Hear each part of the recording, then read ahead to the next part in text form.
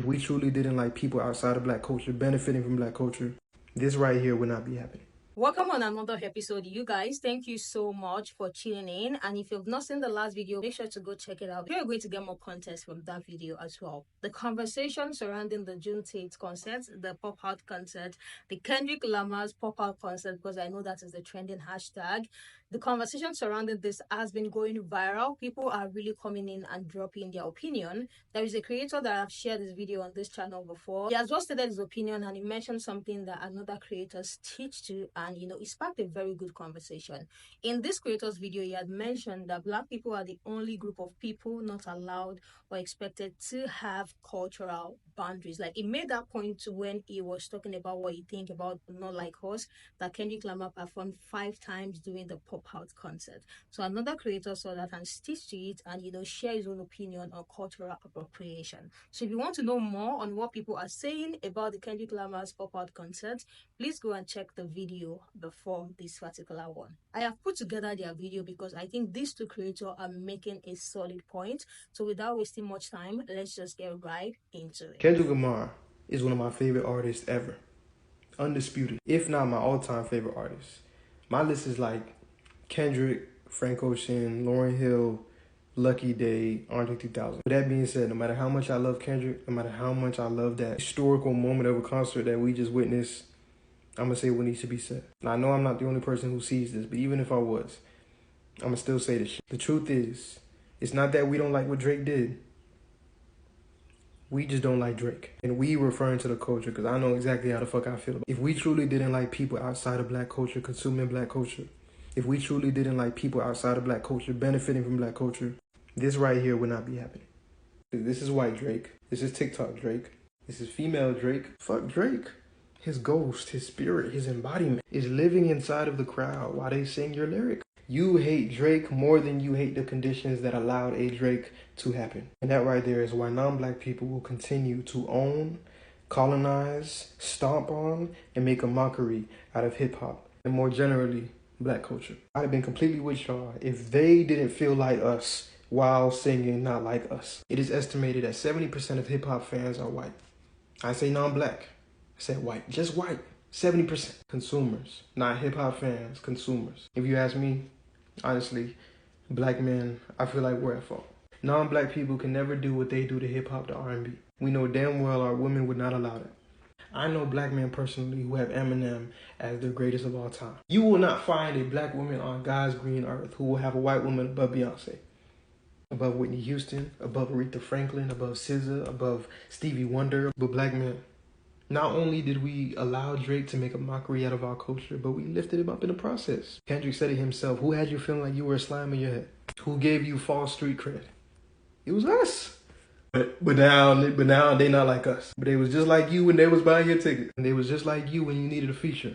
But now Drake is not. Anyways, in my humble opinion, in my humble perspective, this is not about colleagues and colonizers.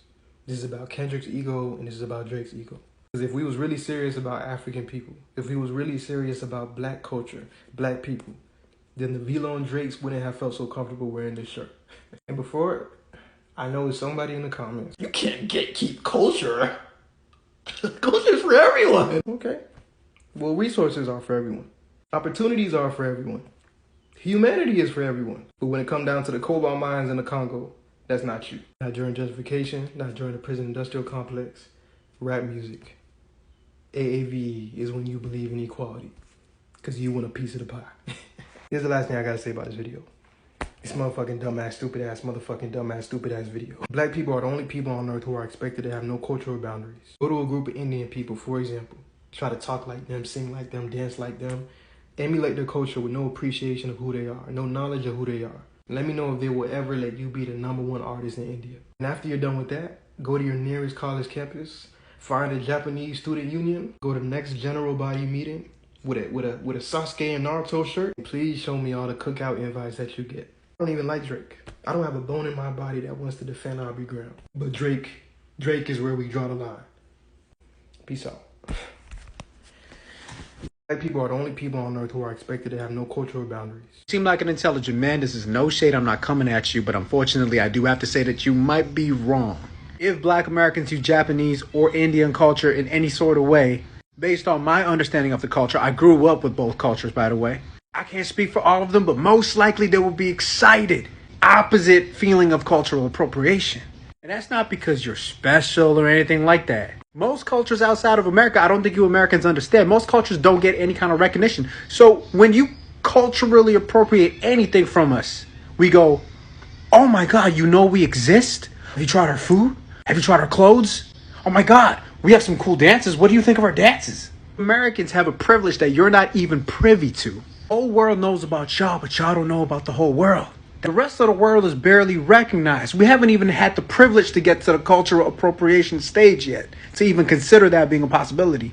So when you're trying to draw a comparison between Black American culture being appropriated and if you were to do the same in Indian culture or Japanese culture, that they would be just as offended, I'm sorry to say that's just wrong, because it's actually a false equivalency. It wouldn't work that way. In your defense, Black Americans have a very unique experience to any kind of minority or people of color around the world. Historically, Black American culture has been stolen, duplicated, without any kind of benefit being given back to the community. Therefore, there is a PTSD, traumatic intergenerational response to things being emulated. What Black Americans experience is not the same as what other people of color experience. We experience neglect. We experience invisibility. Like we're not even noticed. So for you to say Black Americans are the only group expected to not have any boundaries is simply not true. I'm willing to double down on that. Please prove me wrong otherwise. But other cultures are dying to be appropriated. But other cultures are dying to be appropriated.